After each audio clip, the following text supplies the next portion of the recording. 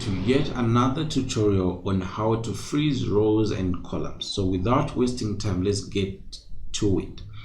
Now, if I scroll down here, you can see that the dates, the years here are hidden, and it becomes difficult for one to tell which year it is, right? When the company made a profit of 3,210 and a profit of 740. Now, so we want to freeze here the top row as well as also the column here.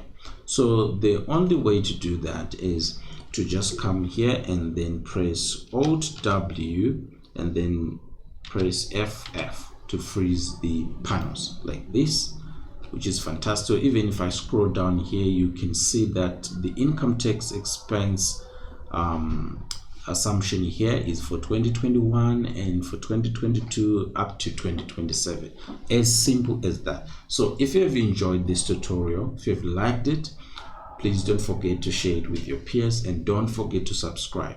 If you want any in-depth understanding of Excel, we recommend a course on our Learn Finance Institute on Excel for accountants. So you can enroll in that course and then you can learn a great deal about Excel for accountants.